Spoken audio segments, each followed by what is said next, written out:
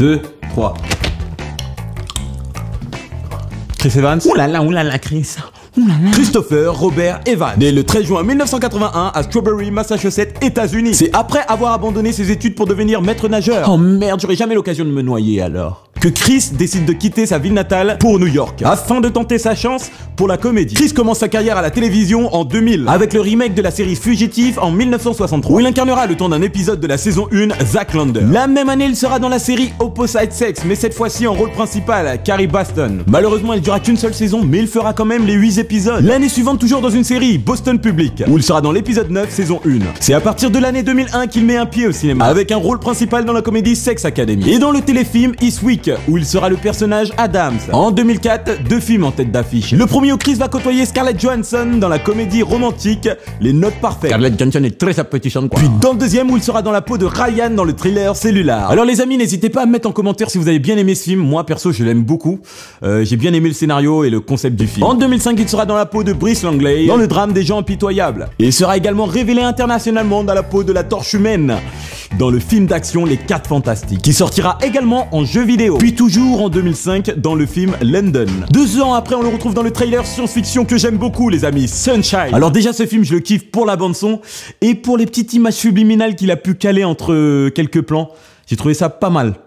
Et bien pensé. Cette année, il rejouera également avec Scarlett Johansson. Et aux cocottes, tu touches plus à ce mec. Dans la comédie Le Journal d'une babysitter, où il fera l'étudiant beau gosse. Alors que l'année continue, Chris prêtera sa voix au personnage Casey Jones dans Les Aventures de Tortue Ninja. Et également à Stuart Staton dans Battle of Terra. Avant de reprendre son rôle, Johnny Storm, la Torche Humaine, dans Les 4 Fantastiques et Le Surfeur d'Argent. L'année suivante, il sera dans un film policier, Au bout de la nuit. Il jouera le rôle d'un policier, ce qui lui a permis de passer à un registre plus dramatique. Il fera également une apparition dans le film dramatique The Lost of Teardrop Diamond, où il sera le rôle de Jimmy. Et pour finir dans le trailer Push, dans la peau de Nick Gant. En 2010, il commence par le film d'action The Losers, aux côtés de Idris Elba. Il sera également dans la comédie Scott Pilgrim. Il incarnera Luke Ali qui sera dans la Ligue des Ex Maléfiques. Un an plus tard, il sera dans la peau d'un avocat toxicomane, dans le film juridique et biographique Puncture. Cette année-là, il intégrera également le studio Marvel pour Captain America First Avenger. Dans la peau de Steve Rogers, Captain America, qui sera également adapté en jeu vidéo. Moi j'aime beaucoup. Il va mettre le costume pour frapper les... Toujours en 2011, il sera également dans la comédie Sex List. L'année suivante, il fera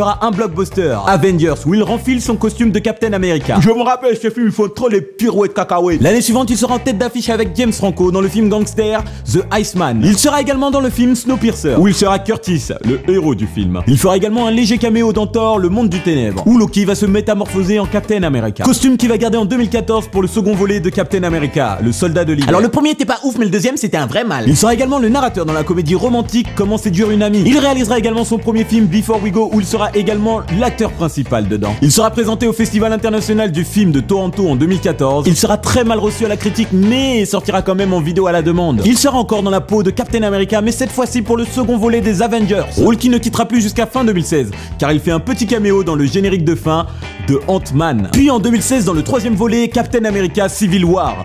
On est d'accord que la scène de l'aéroport, c'est un truc de malade mental. C'était Patoche pour le Choco de l'Avent 11. Des bisous, cordialement Patoche, à demain.